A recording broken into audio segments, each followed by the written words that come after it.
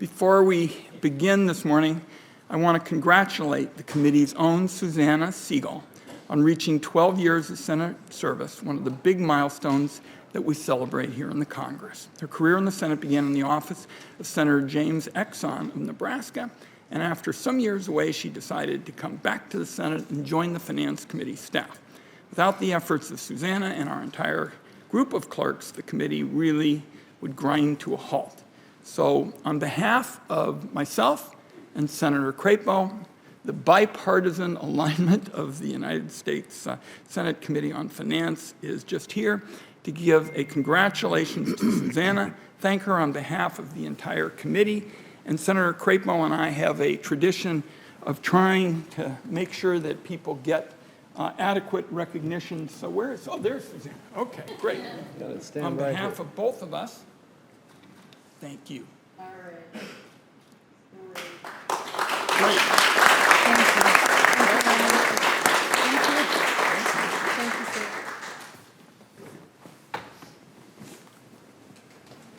Good job. I'm supposed to clap in the committee room, but we're glad you did it for Susanna.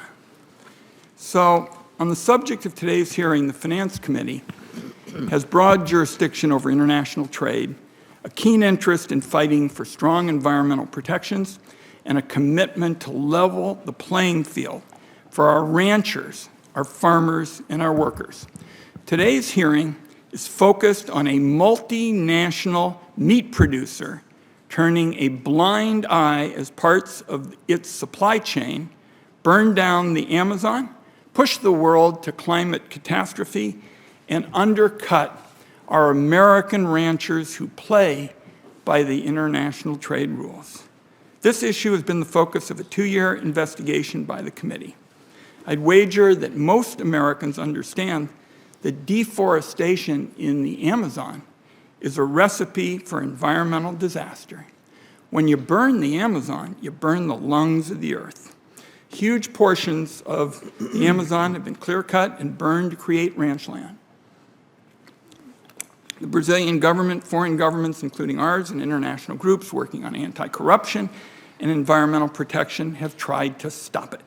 Yet the rate of deforestation is at a recent high, and cattle produced as a direct result of deforestation are still making their way into global supply chains. Among those major beef producers sourcing that cattle is JBS, the largest meat supplier, in the world by sales.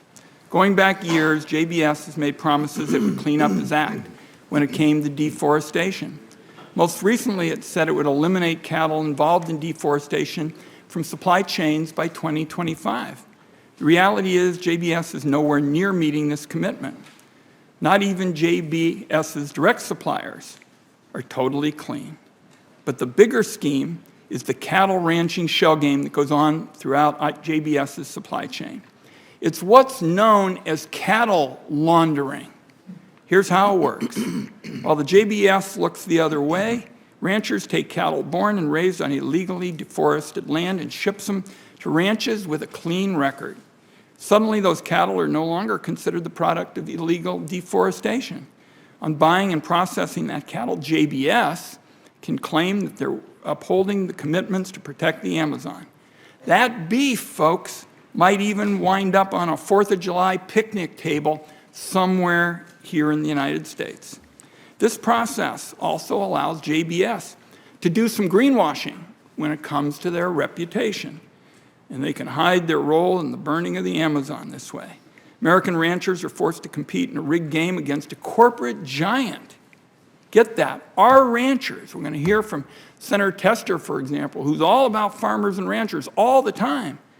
And these farmers have to compete against a corporate giant. It gets away with flouting the rules. Independent investigations of just a sliver of JBS's supply chain have found that JBS purchased thousands of head of cattle that had been laundered in this manner between 2018 and 2020 alone. For its part, JBS has taken steps to hide the truth. They hired an auditor to monitor compliance with the 2009 environmental agreement. When the auditor clarified that its assessment focused only on JBS's direct purchases, not its overall supply chain, JBS then went out and misrepresented the results of its work. What they did is they found a different auditor. The Finance Committee wrote to JBS and the auditor asking for key records and information, but this multinational was stonewalling. Upon further questioning, JBS said it was impossible to monitor its indirect suppliers. However, outside investigators that lacked JBS's considerable resources were able to analyze the records that proved the existence of deforestation in the company's supply chain. One of the most important tools for tracking the origin of cattle is a type of cattle shipment record maintained by the Brazilian government called a Guide of Animal Transport, most commonly known as a GTA. They're essential for independent investigation of Brazil's ranching industry. Recently, the Brazilian government has restricted public access to these GTAs. That's got to change. The U.S. government, and particularly the U.S. Trade Representative, has to work to open the records up. Finally, I'm just going to close with a quick comment about some of the legislation that I think we ought to be looking at. The bottom line here is American ranchers aren't getting a fair shake. And I am very honored Senator Tester here, one of the lead sponsors of a very important bipartisan bill, the Cattle Price Discovery and Transparency Act. Senator Tester and Senator Fisher, and I think Senator Grassley is here, yes.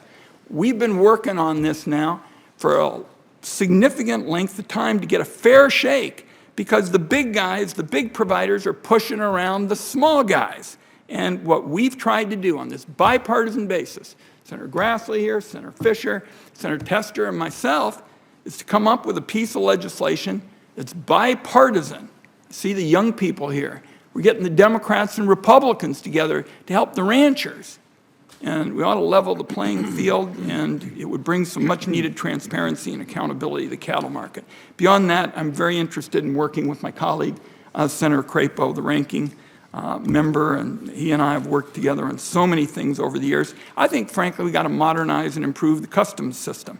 And I think that goes along with pushing for better data collection and information sharing that can shed some real sunlight on the U.S. supply chain. So we got a lot to talk about today. Thank our witnesses. We're going to introduce you real quick, and let's hear from Senator Crapo.